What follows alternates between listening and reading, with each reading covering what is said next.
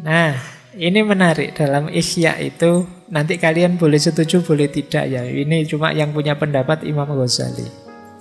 Ini rangkaian dorongan syahwat yang negatif, yang bisa membawa bencana.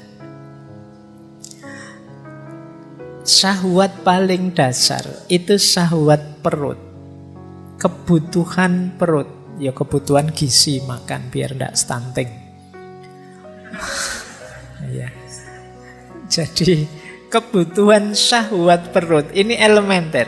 Orang itu yang pertama kali dibutuhkan ya syahwat perut ini. Kalau yang perut ini belum terpenuhi, yang syahwat-syahwat yang lainnya biasanya masih belum muncul. Jadi harus beres dulu di yang perut. Kalau perut ini tidak beres, kemudian kalian merambah bidang yang lain, biasanya bidang yang lain itu kamu dedikasikan untuk membereskan urusan perut. Di ekonomimu belum beres, kamu geser ke ranah agama, ya urusan agama kamu jadikan orientasi untuk memenuhi kebutuhan perut. Urusan perutmu belum beres, kamu melakukan aktivitas kebaikan sosial, itu biasanya diam-diam tidak sadar kebaikan sosial itu kamu dedikasikan untuk memenuhi kebutuhan perutmu. Maka syahwat paling dasar itu syahwat perut. Kalau urusan perut beres, kata Imam Ghazali biasanya naik sedikit. Turun ding, naik. Turun sedikit ke bawah perut. Syahwat bawah perut. Nah, ini baru mulai lirak-lirik kiri kanan. Kalau perutnya belum kenyang, masih belum turun ke bawah. Kalau kamu lapar itu peduli amat, ada yang cakep, ada yang itu, pinginnya makan. Makanya Rasulullah itu ngasih tips anak-anak muda yang sudah pingin menikah tapi belum mampu, puasalah. Karena kalau perut itu kosong, perut itu lapar, kamu sudah melihat yang cantik-cantik, yang ganteng-ganteng itu sudah nggak nafsu. Pokoknya mikirnya kapan beduk maghrib datang.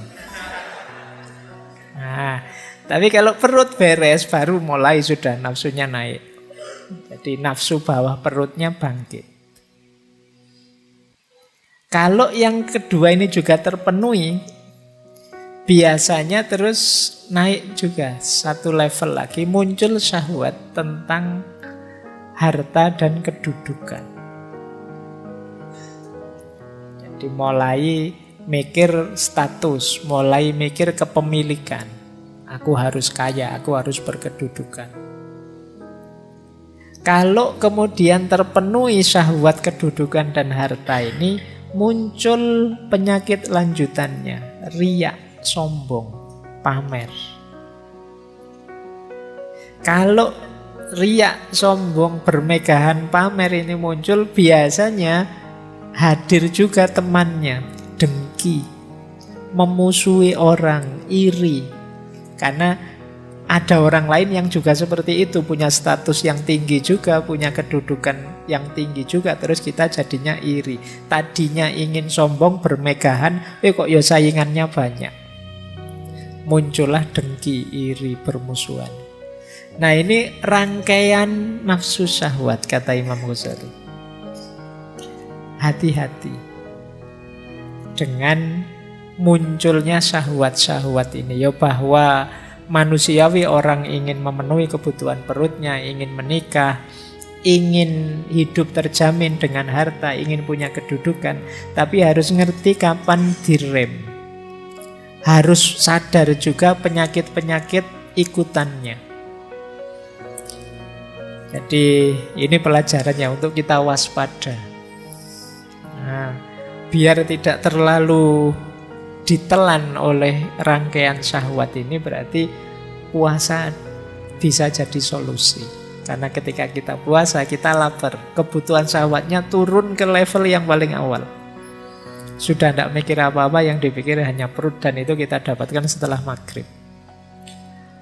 Meskipun bahayanya biasanya begitu adzan maghrib buka puasa, kenyang, kumat lagi semuanya. Karena yang dasar ini terpenuhi sudah. Baik, ini bahan ya refleksi. Nanti teman-teman coba membaca dirinya. sering tidak terlena masuk ke jebakan-jebakan syahwat ini.